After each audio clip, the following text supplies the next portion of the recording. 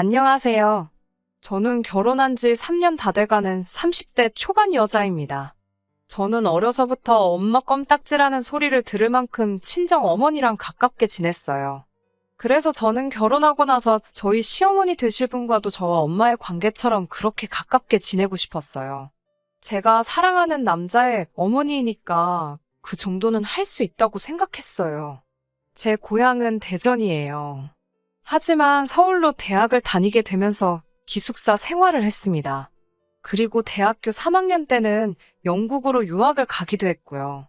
대학을 졸업한 후에는 서울에 있는 회사에 취업을 했기 때문에 부모님과는 줄곧 떨어져 지냈습니다.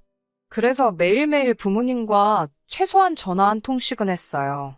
어제도 통화했는데 오늘 하루도 또 할 이야기가 많았고 시시콜콜한 이야기를 많이 했거든요. 그러는 동안 저에게는 남자친구도 생겼어요.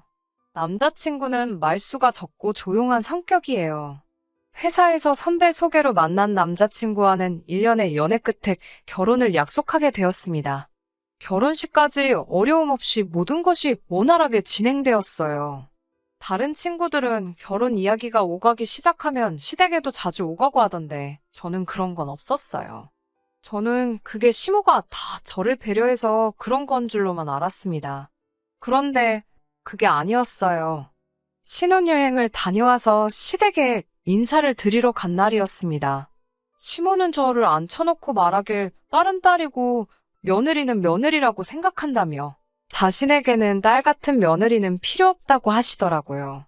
저는 그저 며느리 도리를 잘하고 남편을 잘 섬기면 된다고 하시더군요. 저한테 당부할 이야기가 있다고 하시더니 바로 저거였네요. 처음에 저는 솔직히 시모가 농담하시는 줄 알았어요. 그래서 아니에요. 어머님, 저는 어머님과 가깝게 지내고 싶어요. 라고 애교를 부렸습니다.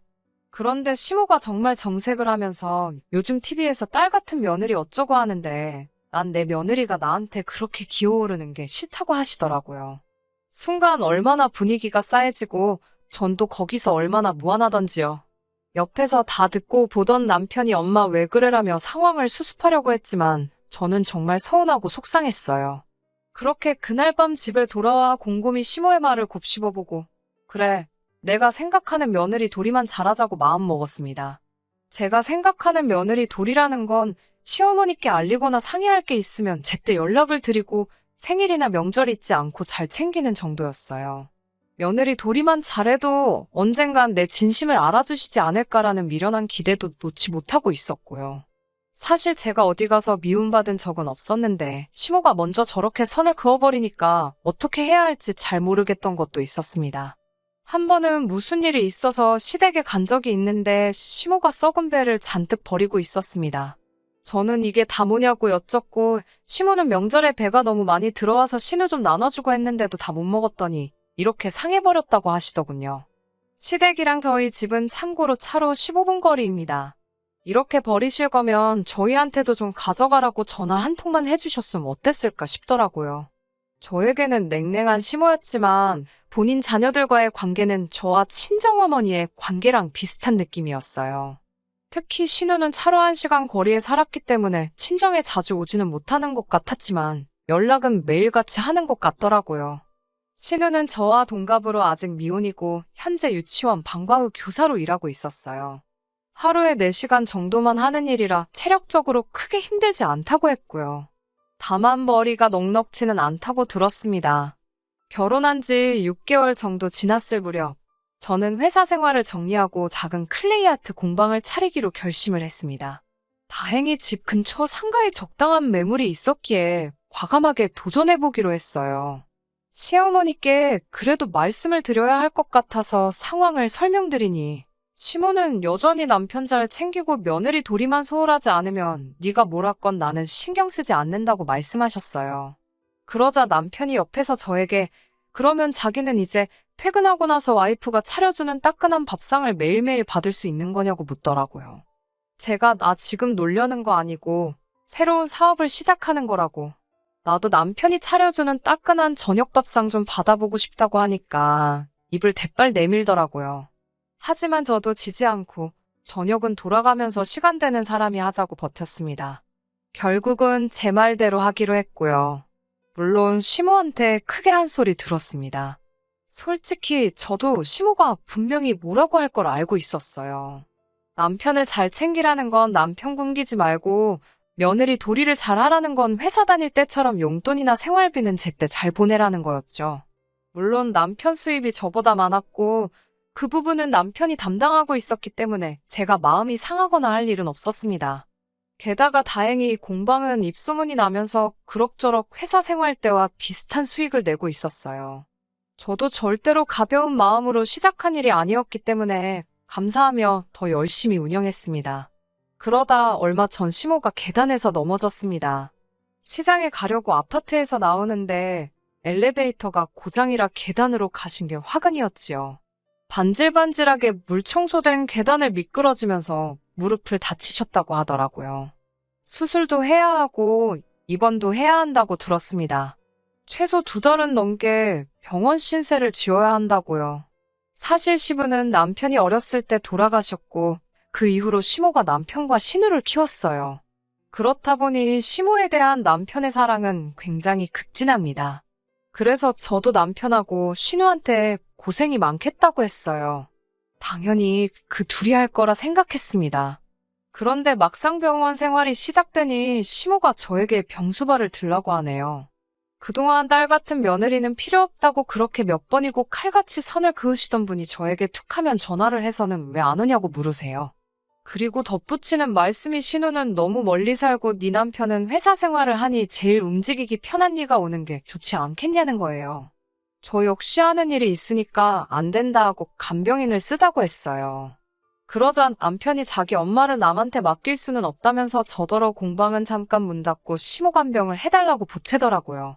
그래서 제가 남편에게 제가 벌어 생활비랑 다 책임질 테니 당신이 쉬면서 시모 병간호 해드리라고 했습니다. 솔직히 저는 남편이 그러면 저한테 정말 고마워할 줄 알았어요. 그런데 남편은 오히려 저에게 섭섭하다면서 투덜거리더니 병수발 같은 건 며느리가 하는 거랍니다. 시모도 같은 여자가 도와주면 편할 것 같아서 그러는 거라고요. 제가 남편에게 그랬어요. 솔직히 저 혼자 처음부터 착각해놓고 서운해하는 걸 수도 있지만 단 한 번도 시모한테 정을 느껴본 적이 없어요. 정말 말 그대로 남보다 못한 사이이죠. 그런데 이제 와서 저더러 간병을 하라니 너무 염치 없는 거 아닌가 당황스럽더라고요. 남편, 신우 그리고 시모 너나 할 것 없이 간병인도 싫다. 휴직도 못한다. 손사래를 치더라고요. 저더러 너는 따로 휴가 눈치 볼 필요도 없고 혼자 일하니까 퇴근 시간 조절도 할 수 있지 않냐면서 왜 이렇게 매정하냐고 묻더라고요. 저더러 이기적이고 정 없는 사람이라고 저 같은 여자랑 못 살겠다 하더라고요. 그런 남편을 보면서 저도 제가 왜 이렇게 글러먹은 사람하고 결혼한 건지 이해가 안 되더라고요. 그래서 이혼하자고 했어요. 처음으로 공방문을 2시간 일찍 닫고 집에 와 남편 짐 싸서 문 앞에 던져놓고 현관문 비밀번호를 바꿨습니다. 결혼할 때 집은 제가 살던 전세집에 남편은 냉장고랑 텔레비전만 들고 왔어요. 그런데 막상 이혼하자고 제가 나서자 남편이 이런 이유로는 이혼을 못 해준다고 난리를 쳤어요. 병간호에 대해 남편이 말하길 시모가 옆병상 며느리가 시모한테 헌신하는 모습을 보니 요즘 저런 며느리가 어디 있나 싶어서 부러워하셨더래요. 그러면서 정말 저한테 공방문을 닫게 하고 병원에만 있게 하려는 생각은 없었다고요. 제가 너무 단호하게 싫다고 해서 제 고집도 꺾어보고 싶고 말이라도 그래 내가 병수발 들게 하면 자기가 됐다고 하고 시모께는 며느리가 어머니 모시고 싶다 하는데 자기가 못하게 할 참이었다고요. 저 같은 호구를 놓치는 게 아쉬웠는지 남편은 갑자기 미친 듯이 저에게 매달리더라고요. 하지만 남편의 궤변을 더 이상 들어주기도 싫었고요. 저는 그저 남편에게 시모 간병 잘하고 앞으로 잘 지냈으면 좋겠다고 인사하고 뒤도 돌아보지 않았습니다.